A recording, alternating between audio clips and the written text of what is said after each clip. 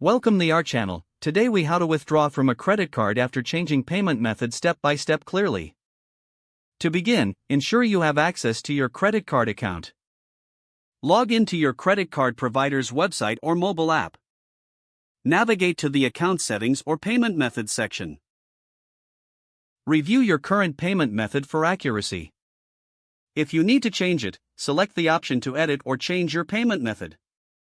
Choose the new payment method you would like to use. Confirm your selection and save the changes. After updating the payment method, locate the withdrawal option. Select the amount you wish to withdraw from your account.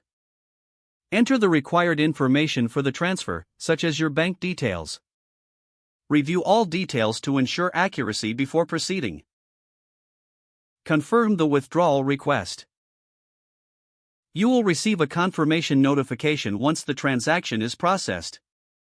Keep track of your transaction in your account history. If you encounter any issues, contact customer support for assistance.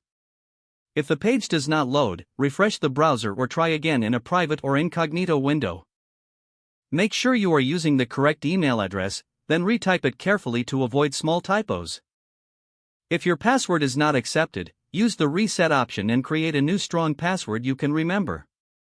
Check your spam folder for verification or security emails, then complete any requested content. Enable two-factor authentication if available to improve account security and reduce unauthorized access risk. After signing in, review your profile details so your contact information and settings are accurate and current. If you see an error message, note it down and try again after restarting your device and internet connection. Log out when you finish, especially on shared devices, to keep your account and payment information secure. If the page does not load, refresh the browser or try again in a private or incognito window. Make sure you are using the correct email address, then retype it carefully to avoid small typos. If your password is not accepted, use the reset option and create a new strong password you can remember. Check your spam folder for verification or security emails, then complete any requested confirmation steps.